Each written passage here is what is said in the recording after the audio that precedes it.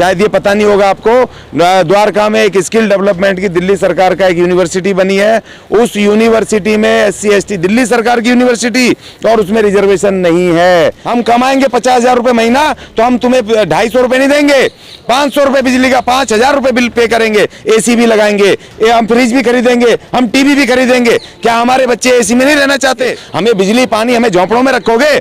हमें बिजली पानी 200 यूनिट कितना होता है? एक बल्ब और एक वो पंखा, उसके बाद तो 8-8 हजार रुपए बिजली का बिल आ रहा, पता है आपको?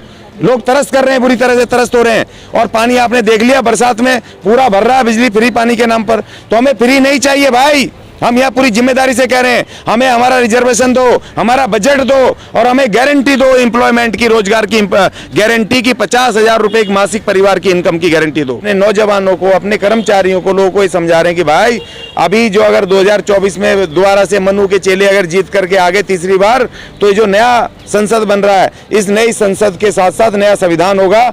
एक कहावत है इस देश के अंदर, घर का भेदी लंका ढाए। तो अगर OBC कोई है भी, अगर वो विभीषण का काम कर रहा है भाई, जयचंद का काम कर रहा है, अपनी कौम के साथ गद्दारी कर रहा है, तो भाई उसको आप कैसे उसके जाति का मानोगे? आज भी हम SC ST हैं, आज भी हमें जाति से बुलाया जाता है। आज भी दूसरे जो हम ठाकुर ब्राह्मण, देखो गाड़ियों में जाते हैं ना, जब किसी की सरकार एक यादवों की आ जाए तो यादव लिखा होता है, ग्रेट यादव, और ब्राह्मण लिखा होता है, ब्राह्मणों की आ जाए, BJP आ जाए तो क्षत्रिय ठाकुर फलाने। क्यों भाई?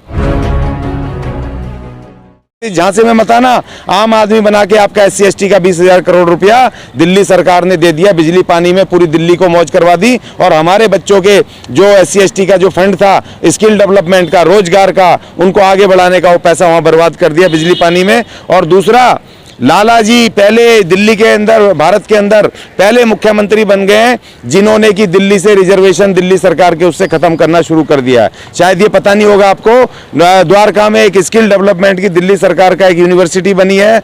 उस यूनिवर्सिटी में SC ST, दिल्ली सरकार की यूनिवर्सिटी, और उसमें रिजर्वेशन नहीं है। तो ये हमने उसका विरोध किया, चिट्ठी दी। और तीसरी बात ये, दिल्ली सरकार ने 100% ठेकेदारी कर दी है। वहाँ सरकारी स्कूलों में ठेकेदार भेज दिए, ब्लैक लिस्टेड वो भेज दिए हैं ठेकेदार, और प्लस सरकारी उसमें अस्पतालों में, सरकारी दिल्ली सरकार के संस्थानों में पूरी तरह से ठेकेदारी हो चुकी है। तो इसीलिए हम ये कह रहे हैं कि आने वाले खतरों से हम अवेयर करा रहे हैं। और अगर कहीं दिल्ली की नगर निगम में अगर BJP और आम आदमी पार्टी जीत गई, तो ये पूरी तरह से विदेश की 3 कंपनियां इन्होंने हायर कर रखी हैं। ये तीनों MCD और दिल्ली नगर निगम पूरी तरह से प्राइवेट हाथों में चला जाएगा। आम आदमी पार्टी दिल्ली से उत्तर प्रदेश में जाकर के कह रही है कि हम 300 यूनिट बिजली फ्री देंगे। यहाँ 200 तो मिल रहा है, वहाँ पर 300 यूनिट दिया जाएगा। तो दिक्कत क्या है? वहाँ तो 300 यूनिट तो मिलेगी लोगों को फ्री में। नहीं, हम नहीं कह रहे फ्री की बात, तो हम तो चाह ही नहीं ना फ्री। हमें नहीं चाहिए भाई, हमें हमारा अधिकार दे दो, हमें गारंटी दो। 50,000 रुपए एक परिवार की मासिक वेतन, उसका इनकम का आप गारंटी तो मुफ्त नहीं चाहिए हमें। आज भारत की आज़ादी के 72 साल बाद हमें 150 रुपए की आप बिजली फ्री दे करके, उससे हमारा जीवन चलेगा क्या? हमारे बच्चे पढ़ेंगे क्या? हम घर बार हम वो खरीद पाएंगे क्या? जमीन जायदाद हम फ्लैट खरीदेंगे क्या? हम ये तमाम चीजें कर पाएंगे क्या? अपना बेहतर जीवन जी पाएंगे क्या? 150 रुपए की बिजली फ्री। अरे भैया, जो हमारा पैसा तुमने 20,000 करोड़ वहां दे दिया, वो हमारे लोगों को 5-5 लाख रुपए लोन का प्रावधान है। इनकी दुकानें खुलवाओ, इनके व्यवसाय खुलवाओ। हम कमाएंगे 50,000 रुपए महीना, तो हम तुम्हें 250 रुपए नहीं देंगे, 500 रुपए बिजली का, 5,000 रुपए बिल पे करेंगे, AC भी लगाएंगे, हम फ्रिज भी खरीदेंगे, हम TV भी खरीदेंगे। क्या हमारे बच्चे AC में नहीं रहना चाहते? क्या हमारे बच्चों को TV और हमारे बच्चों को दूसरी इलेक्ट्रॉनिक चीजों का आनंद नहीं लेना चाहिए? हमें बिजली पानी, हमें झोंपड़ों में रखोगे? हमें बिजली पानी 200 यूनिट कितना होता है? एक बल्ब और एक वो पंखा, उसके बाद तो 8-8 हजार रुपए बिजली का बिल आ रहा, पता है आपको? लोग तरस कर रहे हैं, बुरी तरह से तरस हो रहे हैं। और पानी आपने देख लिया, बरसात में पूरा भर रहा है बिजली फ्री पानी के नाम पर। तो हमें फ्री नहीं चाहिए भाई, हम यहाँ पूरी जिम्मेदारी से कह रहे हैं, हमें हमारा रिजर्वेशन दो, हमारा बजट दो, और हमें गारंटी दो एम्प्लॉयमेंट की, रोजगार की गारंटी की, 50,000 रुपए एक मासिक परिवार की इनकम की गारंटी दो। हम अपना बेहतर जीवन जिएंगे भाई, हम सोफा सेट भी खरीदेंगे, हम अपने टाइलें भी लगाएंगे, हम बहुत बेहतर और साफ सुथरी जगहों पर रहना चाहते हैं, बहुत रह लिए झुकी झोंपड़ी पर। रिजर्वेशन की बात कर रहे हैं, जब आपका संविधान ही नहीं रहेगा तो उस रिजर्वेशन का आप क्या करेंगे? देखिए, वही तो हम इनको खतरे में, हम आपकी बात से बिल्कुल इत्तेफाक कर रहे हैं। हमारी लड़ाई यही है, हम पूरे देश में अपने समाज को यही समझा रहे हैं, अपनी बहन बेटियों को, अपने नौजवानों को, अपने कर्मचारियों को, लोगों को ये समझा रहे हैं कि भाई अभी जो अगर 2024 में दोबारा से मनु के चेले अगर जीत करके आगे तीसरी बार, तो ये जो नया संसद बन रहा है। इस नई संसद के साथ साथ नया संविधान होगा जिसमें इस देश के 90% मेहनत कश आवाम को, जो मेहनत करके रोजी रोटी खाते हैं, उनको ना अधिकार होंगे, लेबर कानून ना होंगे, ना SC ST के वहां पर रिजर्वेशन होगा, ना और तो और छोड़ो 90% लोगों को वोट डालने का अधिकार नहीं होगा जैसे पहले होता था। पहले मालदारों को, कुछ पढ़े लिखे लोगों को ही वो वोट का अधिकार होता था अंग्रेजी टाइम में, पता है ना आपको। जब कांग्रेस भी आई तो कांग्रेस की जो सदस्यता भी हर किसी को नहीं मिलती थी, उनको उसका भी एक वो था, क्राइटेरिया था, इतनी पढ़ाई लिखाई होनी चाहिए, इतना धनाढ्य होना चाहिए, उसका एक क्राइटेरिया था। और महिलाओं को और दलित अछूतों को किसी हालत में वो नहीं मिलती थी सदस्यता, तो बाद में हुआ है। अच्छा ज्ञानी जी, कुछ नेता जो दलित नेता कहते हैं भाई संविधान का कुछ नहीं बिगड़ा, संविधान का जैसा था वैसे ही रहेगा, लेकिन हमें नजर आ रहा है, देखने में लग रहा है कि उसके जो पीछे के पेज थे वो सारे फाड़ चुके हैं, देखिए कानून है वो सब तब्दील कर दिए हैं। देखिए सवाल ये है कि भारत के संविधान में 125 से ज़्यादा अमेंडमेंट कर चुके हैं, और अभी जो पिछली जो ये लोकसभा से पहले इन्होंने संसद के अंदर जो भारतीय जनता पार्टी की सरकार ने जो अमेंडमेंट किया 10% जो जनरल रिजर्वेशन का अमेंडमेंट किया, वो संविधान की मूल भावना के विपरीत किया।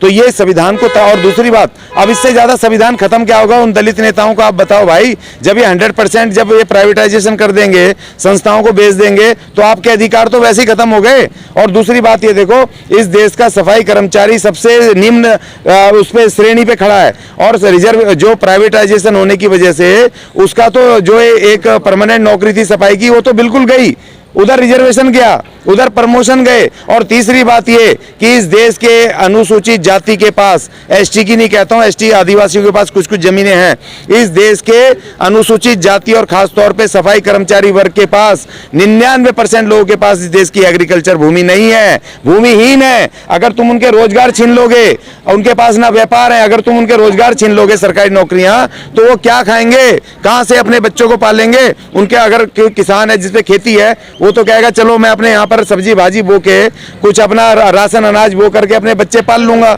लेकिन कहाँ से करेगा? जातीय जनगणना को लेकर के आवाज उठ रही है, संसद से लेकर सब लोग आवाज उठा रहे हैं कि जातीय जनगणना होनी चाहिए। जातीय जनगणना कितना जरूरी है समाज में? देखिए अंग्रेज जो विदेशी जिनको कहते हैं, अंग्रेजी राज में 1931 तक उन्होंने जनगणना की थी, 1931 तक वो आखिरी था, ठीक है ना, जो जनगणना हुई थी 1934 था, हाँ वो 31 वाला 34 में आया था, क्योंकि हर 10 साल में जो होती है, तो 1931 में हुई थी, वो उसका हर 3 साल का डाटा वो होता है, 34 तक वो आया था डाटा।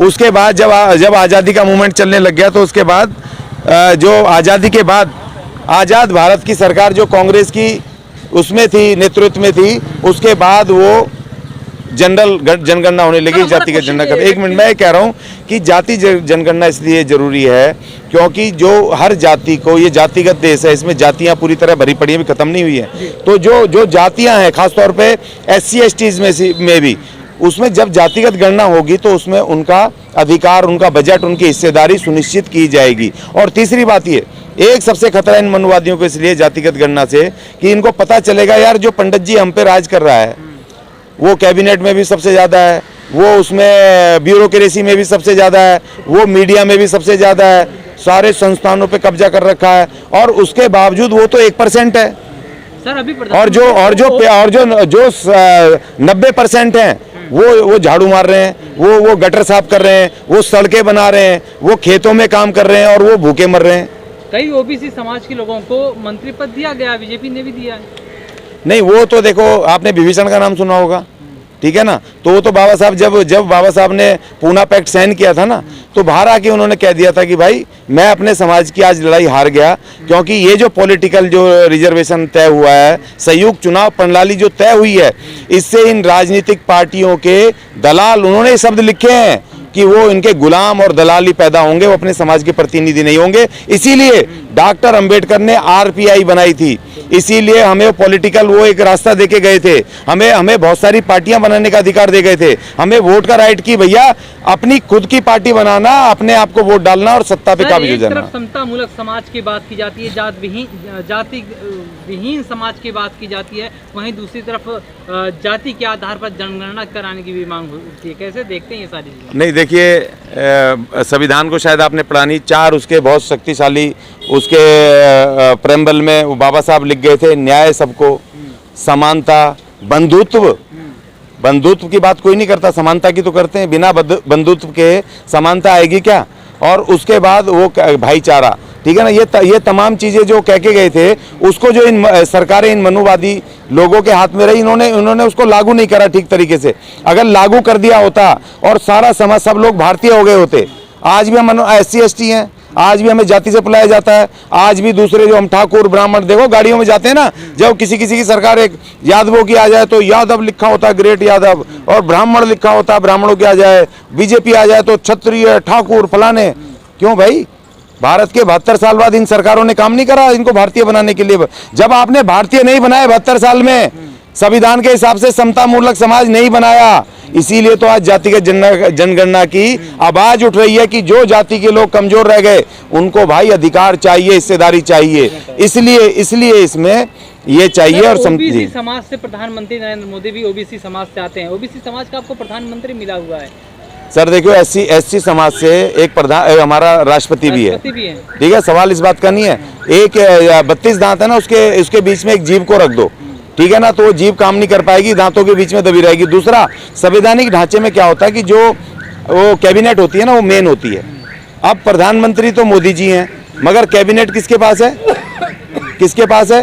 और जो राष्ट्रपति है, राष्ट्रपति कैबिनेट और प्रधानमंत्री और कैबिनेट और उसके ऊपर आधारित है, वो भी रबड़ स्टैंप है।